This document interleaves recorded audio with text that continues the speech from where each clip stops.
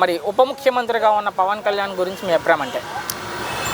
ఆయన గురించి ఇక కొత్తగా చెప్పేది ఉండండి. నిన్న కూడా పిల్లలు చిన్న స్కూల్కి సంబంధించి చిన్న పిల్లల్లో పవన్ కళ్యాణ్ డిప్యూటీ సార్ మాకు ఇవ్వండి సార్ మేము బురదలో నడుస్తున్నాం అనగానే జస్ట్ 24 గంటలు 45 గంటల రోడ్ వేసి చూపించిన మగాడు ఎవడైనా ఉన్నాడంటే అది ఒక పవన్ కళ్యాణ్ అని నేను చెప్పగలుగుతాను, గర్వంగా చెప్పగలుగుతాను. వెంటనే స్పందించారు. 48 గంటల్లో మొత్తం రోడ్ వేసి మళ్ళీ అదే పిల్లలు వచ్చి థ్యాంక్ యూ సార్ కాన్వేకి అడ్డం పడి వాళ్ళు ప్లకార్డ్స్ పట్టుకొని పవన్ కళ్యాణ్కి చిన్న పిల్లలు ధన్యవాదాలు తెలిపారు.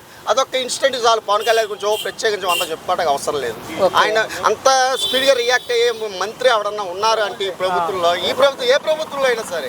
నేను రాజశేఖర రెడ్డి ప్రభుత్వం చూశాను, రామాగారి ప్రభుత్వం చూశాను, తర్వాత కిరణ్ కుమార్ రెడ్డి గారు, రోసయ్య గారు కానీ ఏమంటే తర్వాత మన జగన్ గారి ప్రభుత్వం చూసి 24 గంటలు స్పందించే మంత్రి ఎవరన్నా ఉన్నారు అంటే అది కేవలం ఒక డిప్యూటీ సీఎం పవన్ కళ్యాణ్ గారు మాత్రమే గర్వంగా నేను చెప్పాను. ఆయనే చెప్పారు స్వయంగా ఒక 5 కోట్ల రూపాయలు సొంత డబ్బులు జనాలకు ఇచ్చాను, అంతకుముందు ఇచ్చాను కూడా. కానీ రోజుకు 2 కోట్ల రూపాయలు తీసుకునే పవన్ కళ్యాణ్ సినిమాల్లో డబ్బుల కోసమే రాజకీయాల్లోకి వచ్చారు. ప్యాకేజీ తీసుకుని టీడీపీకి లొంగిపోయిన ఇప్పటికీ వయసు వాళ్ళు మాట్లాడతారు. వాళ్ళకి ఏం చెప్తారు మీరు? సాక్ష్యాలు చూపిమానండి, ఆధారాలు చూపిమానండి. అలాంటి ఇప్పుడు 100 మాటలు అంటే మాట అనగానే సరిపోదండి, అది నిజమా కాదని. ఇప్పుడు అందువల్లే కదా అట్లా అర్థం పర్థం లేని మాటలు మాట్లాడే కదండి వైసీపీ వాళ్ళు ఆ రకంగా చెల్లర పేటరేగిపోతున్నారు. వాళ్ళ నాయకుడు వరే నాయన మన వ్యక్తిగతంగా కాదురా బాబు, మనం చేయాల్సి రాజకీయంగా మాట్లాడండి అని చెప్పి వాళ్ళ నాయకుడు వాళ్ళు కంట్రోల్ చేసినట్టు వాళ్ళ 11 గారు కనీసం ఒక 40-50 వచ్చి ఉండి వాళ్ళకి. కానీ ఆ నాయకుడే అట్లా వదిలేసాడు వాళ్ళని.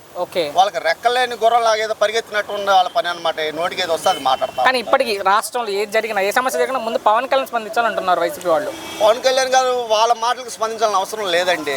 ఆయన ప్రజలకు మంచి చేయడం కోసం పదంలోకి వచ్చాడు.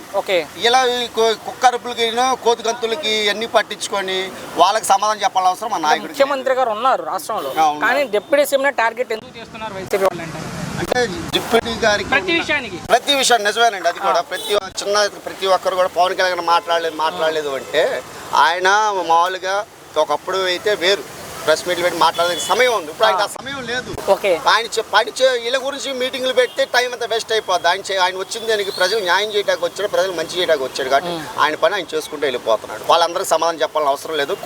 100 మంది 100 రకాలుగా మాట్లాడతారు. వాళ్ళందరికీ మనం పట్టించుకునే అవసరమే లేదు. సో భవిష్యత్తులో జనసైనికులకు అలా కావచ్చు, ఒక వర్గం పేరు నేను చెప్పను కానీ ఆ వర్గం కూడా బలంగా కోరుకుంటుంది మా వాడు ముఖ్యమంత్రి కావాలని. సో వాళ్ళకి సంబంధించి భవిష్యత్తులో ఎలా ఉండొచ్చు పవన్ ఖచ్చితంగా రాజకీయ భవిష్యత్తు చాలా బెటర్గా ఉంటుందండి. ఇప్పుడు చాలా ఎలా ఉంటుందంటే అది ఊహించం ఎవరం కూడా. ఏంటి అది అసలు మొన్నటిదాకా కూడా అంత ఇది ఎవరు ఊహించలేదు. అందరూ అలా అనుకున్న వాళ్ళే వాళ్ళ నాలుగు ఖర్చుకున్నారు. ఫ్యూచర్లో కూడా ఇంతకన్నా బెటర్ లైఫ్ ఉంటుంది పవన్ కళ్యాణ్ గారికి. దానికి ఖచ్చితంగా ఆయన సమాజ వర్గం కాదు, ఏ సామాజిక వర్గం అయినా ఖచ్చితంగా దేవుడిగా వాళ్ళు కొలుస్తున్నారు. దేవుడికి ఇంట్లో ఫోటో కూడా పెట్టుకుంటారు. చివరికి ఆయన వ్యక్తిగతంగా విమర్శించే వాళ్ళకి ఒకే ఒక్క మాట ఏం చెప్తారు? పవన్ వ్యక్తిగతంగా విమర్శించే వాళ్ళకా నేను ఒకటే మాట చెప్తానండి. ఏమంటే మీకు దమ్ము ధైర్యం ఉంటే నిజాలతో బయటికి రండి. వ్యక్తిగతంగా పక్కా పెట్టండి. రాజకీయ పరంగా ఏదో ఉంటే మాట్లాడతాం. మీరు ఎక్కడికి రమ్మన్నా జన సైనికులు సిద్ధంగా ఉన్నారు. మా నాయకుడిని బట్టి మేము అట్లా కూర్చున్నాం కామ్గా. మీకు ఒకటే మాట చెప్తాం, మేము కనుక మీలాగా రోడ్డు ఎక్కితే మీకన్నా ఎక్కువ బలం ఉంది మాకు. మా బలగాని మా దీన్ని మీరు ఇది చేయొద్దని చెప్తున్నాను. చివరికి ఒకే ఒక మాట పవన్ గురించి అంటే ఫైనల్గా ఒక్క మాటలో ఏం చెప్తారు పవన్ గురించి?